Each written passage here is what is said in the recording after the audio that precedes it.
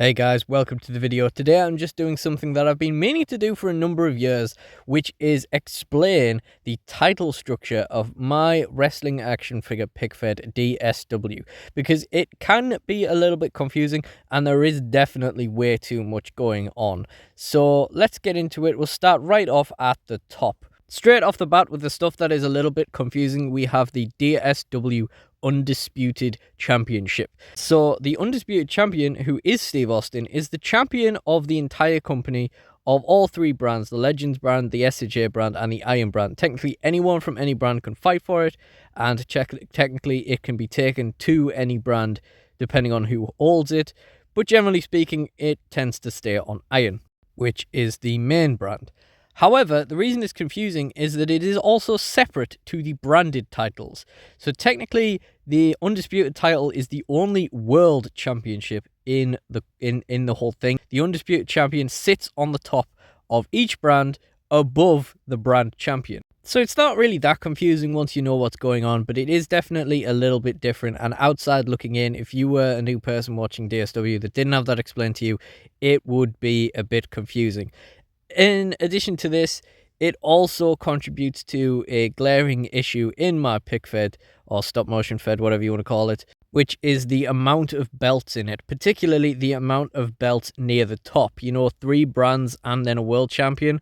That's a lot of stuff going on, with other stuff also being in there. So the next course of action for the DSW Championship is for us to get rid of that structure, essentially, and it will be merged with the champion of the main brand, which is Iron, at the next pay-per-view. So in Fix the World, which is the current pay-per-view ongoing, Randy Orton versus Steve Austin for the Undisputed title. Whoever wins that match will be facing whoever wins the title match for the Iron Brand Championship at the next pay-per-view to consolidate the two into one.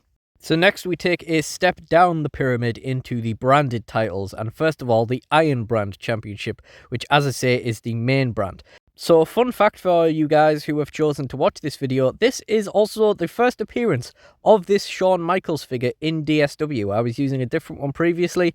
This is the first time this one has appeared in DSW media, so that is a little exclusive for you guys who've chosen to watch this video. I should have upgraded this to the Monday Night Wars one, but it kind of passed me by at the time. But anyway, the Iron Brand Championship is currently held by Shawn Michaels, of course, but he is getting accused of ducking opponents due to the way he got himself disqualified against The Rock at WrestleFest, due to the interference of the Nation of Domination, and due to the fact that when he defended the championship against Edge, he kind of ran away because I was doing this storyline, which, let's go out of kayfabe for a second.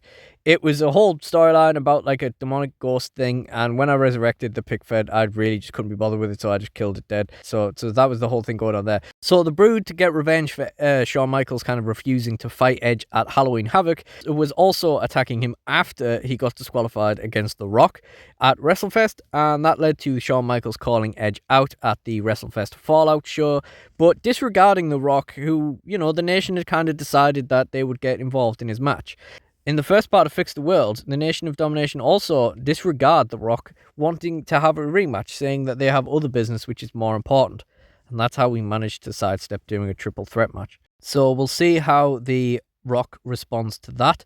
But yeah, Shawn Michaels, the champion of the Iron Brand, will be defending it against Edge in the match preceding the main event at the Fix the World pay-per-view.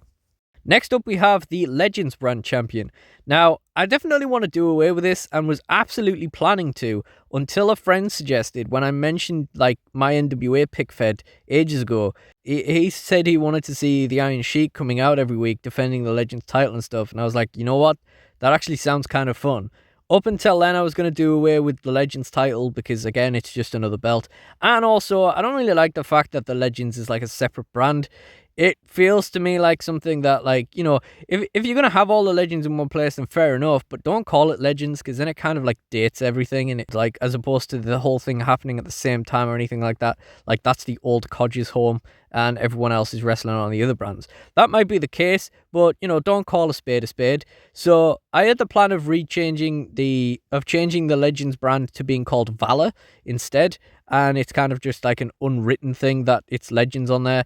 But generally speaking, I think we're so far behind with the pig fed now, the Legends might not be getting a whole bunch of action at all, and their entire representation might be those open challenges from the Iron Sheik, which is kind of ironic. I do know what the end game is for the Iron Sheik with the title and what happens there, but yeah, you'll just have to stay tuned for that one, I suppose.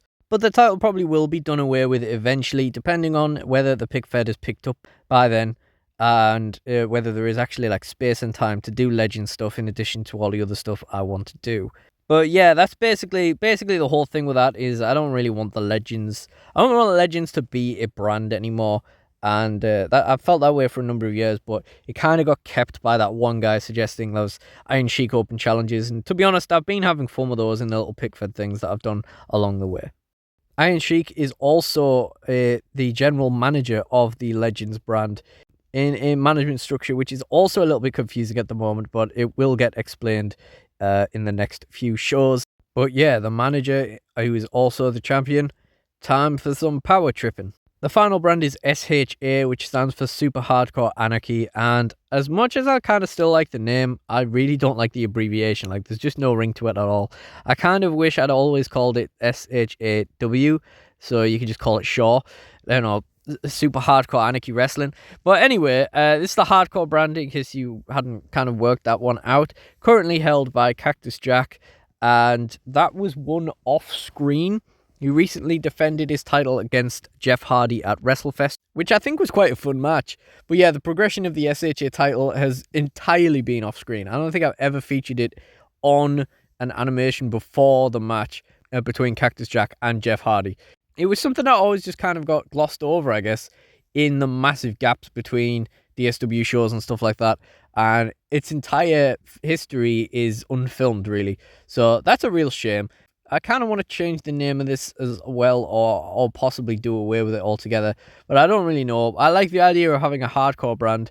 The idea when I was younger was that it would have like custom wrestlers and stuff like that, and have like a lot of interesting characters in it. I think we are a lot closer to what I was expecting the roster to be outside of the creator characters, but I also wanted a lot of like creative, like weird hardcore stipulations and stuff like that. And honestly, I just think we are so far away from ever getting around to do anything like that with the pig fed. So I don't really know, but I do like the idea of having the hardcore brand still. I don't really know about that one. But anyway, the SHA after WrestleFest episode kind of throws the gauntlet out for what the future of the SHA title is going to be like. CM Punk wants it, Ken Shamrock wants it, Jack Swagger wants it, but I don't think he's going to get it.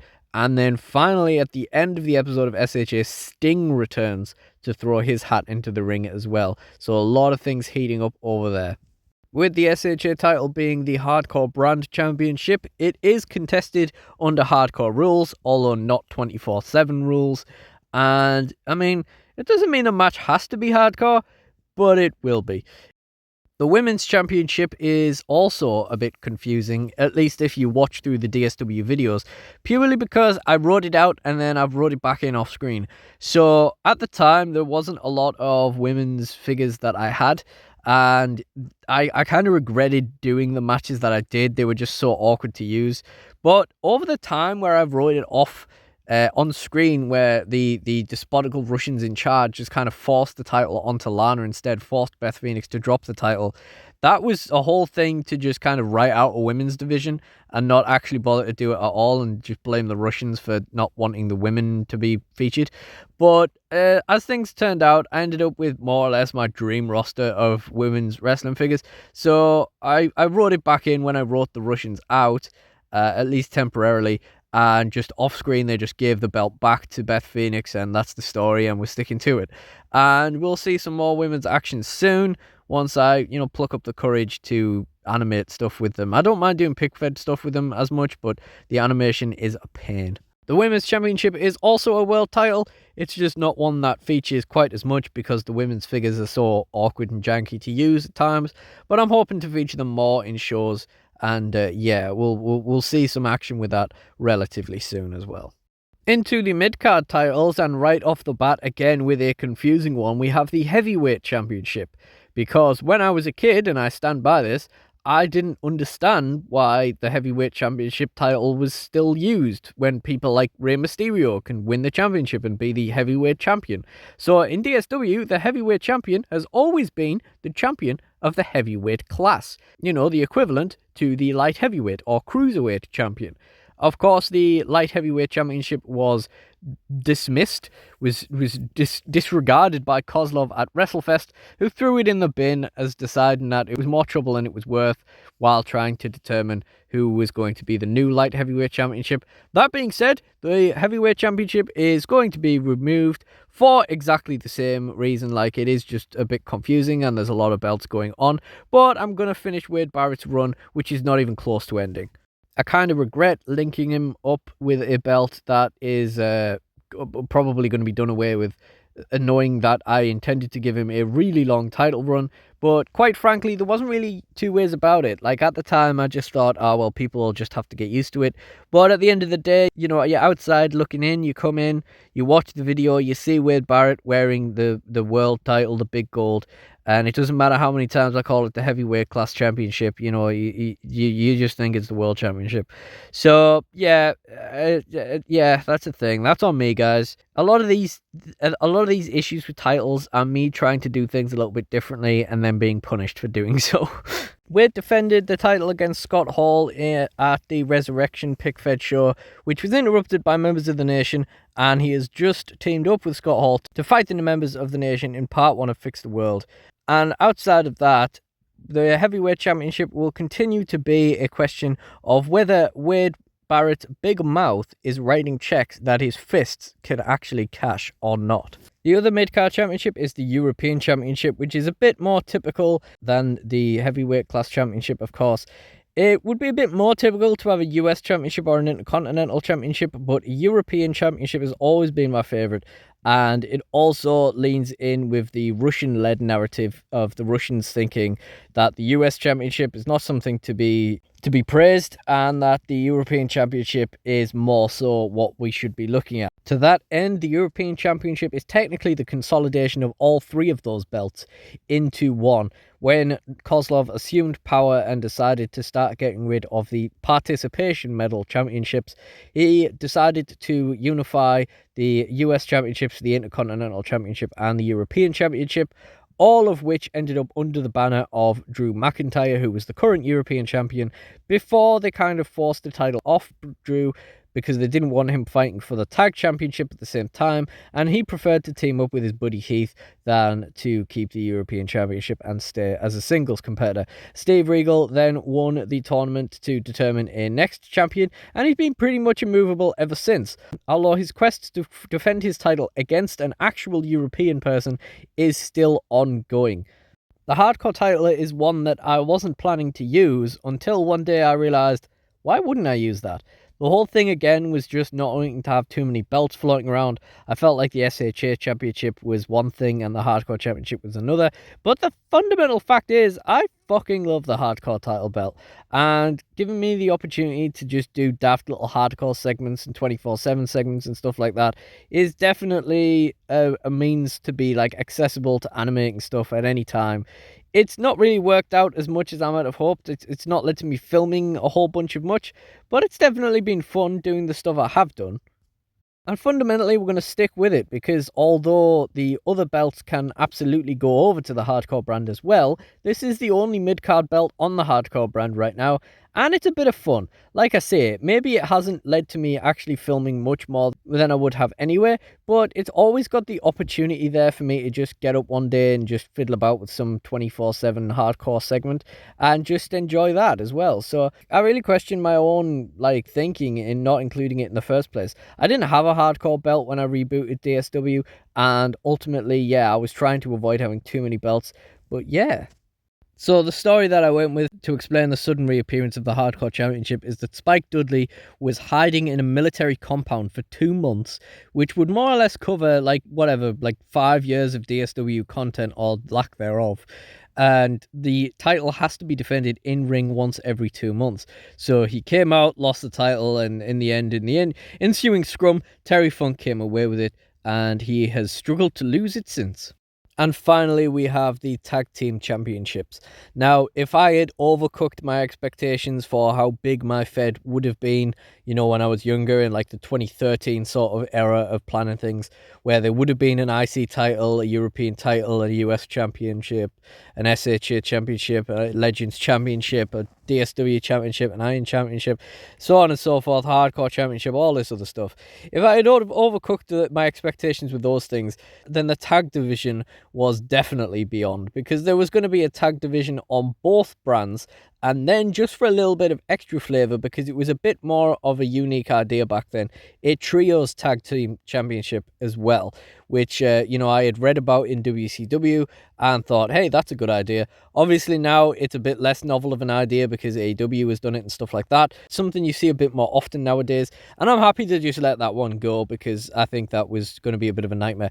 But I might bring it back at some point because I did have some interesting ideas of trios. But the one set of tag team championships are the consolidation of the titles from both brands, currently being held by the Nation of Domination members Farouk and D'Lo Brown. If you're wondering why, it's because at the time my version of Karma was the Godfather and I didn't trust his legs. That is literally the only reason behind it. I thought these two would be easier to animate with, which is ironic because the Farouk and my original D'Lo Brown, before I replaced it with this one, have terrible leg joints as well and other joints as well, so it has been a bit of a nightmare, and I was planning on taking the belts off them, and you guys will just have to see if I still plan to do that now that I've upgraded the D'Lo anyway. But one thing that I do want to upgrade is the belts themselves. These are the SHA tag titles, technically, because the Iron tag titles were Jack's ones. So essentially what we're going to do is we are going to use the same belts that the Iron titles were going to be, that never actually featured on the channel. And here is another exclusive for you guys. The new tag belts are not going to be the classic tag belts I initially planned to use, but are going to be the 2000s SmackDown Tag Team Championship belts, because these are my current favourite hype tag team championship belt, at least until I get the Raw ones from the same era, which I like again now because I haven't got them in figure form. And the best wrestling belts are the ones you don't own. So soon enough, the Nation are going to make a joke about how awful these belts are, and they are soon after that going to be upgraded to those beautiful SmackDown Championship belts. As I say, in 2013, I bought two of the same belt in Jack's form off eBay before we transitioned to Mattel figures, and they never really got featured, which was a shame. But yeah, we're definitely going to be using those, at least for now. We might change to the classic tech belts at some point. But yeah, these guys are going to be facing the Hardy Boys, defending their titles against the Hardy Boys, one of the greatest tag teams in DSW history. I don't know whether they're up to the challenge. And the Nation seem to be having some problems recently, especially in the first part of Fix the World. So can they stand up to one of the greatest tag teams in DSW history? Well, we will just have to find out, won't we? If I ever get round to filming it. And that is it. That is everyone. That is the entire title structure of DSW. God damn, we have 10 champions. How did this happen? So, as I say, the Iron Championship and the DSW Championship will be consolidated. The Heavyweightclass Championship and the Legends Championship will one day be done away with. And we will be down to just the Hardcore title, the European title, the DSW title, the SHA title, and the Tag Championships, as well as the Women's title. Aren't you glad at this point I never got round to my NWA pick fed, which would have featured NWA Champion, NWA Tag Champions, NWA TV Champion, Cross Division Champion, and possibly an NWA Women's Champion? My God, what a mess we would have been in then. But that is everything for this video, so if you did enjoy it and you haven't checked out DSW before, or you're just not caught up, go and check it out, get yourself caught up before I get round to finishing off Fix the World's Part 2 and 3. And if this is the first time checking out the channel, please do like, comment and subscribe, and like I said, go and check out DSW. But either way, I really do appreciate you guys joining me, so thank you all for watching, and goodbye.